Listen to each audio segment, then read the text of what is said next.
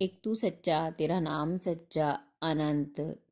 पृष्ठ 626। सतपुरुष बाबा फुलसंदे वाले कहते हैं, हे परमेश्वर, तू मेरे अवगुणों को न देख कर मेरे दुख से करुणार्द्र बना रहता है। हे परमेश्वर, मेरे पास यदि लोक लोकांतर का साम्राज्य होता तो मैं उसे भी त्याग कर तेरी ही सेवकाई को लेता। हे परमेश्वर, तू मनुष्यों पर रहम कर जो माया जाल में फंसे हैं। जो लोग देवताओं को ही अपना हर्ता कर्ता माने बैठे हैं। देवता तो स्वयं ही भवसागर में बह रहे हैं। वे तो आप ही प्रपंच में पड़े हैं। वे तो अपनी ही मुक्ति के वास्ते तेरी प्रार्थना कर रहे हैं और तेरी आराधना से लोगों को रोक रहे हैं।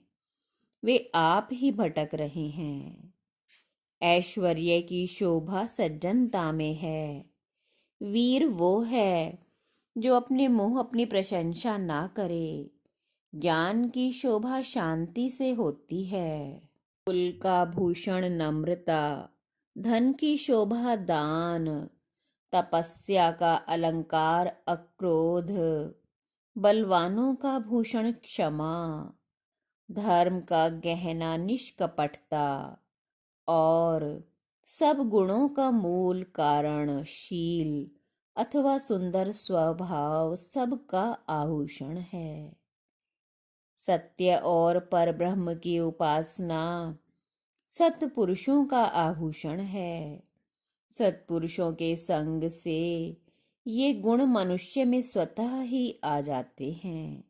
हे परमेश्वर, ब्राह्मणों के ग्रंथ कहते हैं कि सारे देवता गाय में हैं। किसी ग्रंथ में कहते हैं कि सब देवता पीपल में हैं। तो किसी ग्रंथ में कहते हैं कि सारे देवता दुर्गा के चरणों में पड़े हैं। तो कभी कहते हैं कि सारे देवता राम के चरणों में पड़े हैं। कभी किसी को तो कभी किसी को बड़ा कहते हैं। किंतु आश्चर्य, हे परमेश्वर, वे ज्ञानी ध्यानी तेरा नाम बताना भूल गए। देवता भी अपनी पूजा में मगन हो गए। उन्होंने लोगों को ये ना कहा कि हमारी नहीं ईश्वर की पूजा करो। हे परमेश्वर, अगर देवता ब्राह्मण और महात्मा सही रास्ते पर आ जावें तो संसार स्वयं सुधर जावे। हे प्रभु, तू पहले इन्हें सुधार। किया हुआ शुभ या अशुभ कर्म अवश्य भोगना पड़ता है। 100 करोड़ कल्प में भी कर्म बिना भोगे क्षय नहीं होता। इसलिए दुष्ट कर्मों को त्याग कर सदा पुण्यकारी कर्म ही करना चाहिए। सज्जनों के मार्ग पर चलने की यदि सामर्थ्य ना हो तो थोड़ा थोड़ा भी अवश्य चलना चाहिए, क्योंकि सत्पुरुषों के मार्ग में स्थित पुरुष दुखी नहीं होता। प्रतिदिन मनुष्य स्वयं ही अपने चरित्र को जांचे कि क्या क्या हमने पशुओं के तुल्य और क्या क्या देवताओं के तुल्य किया है।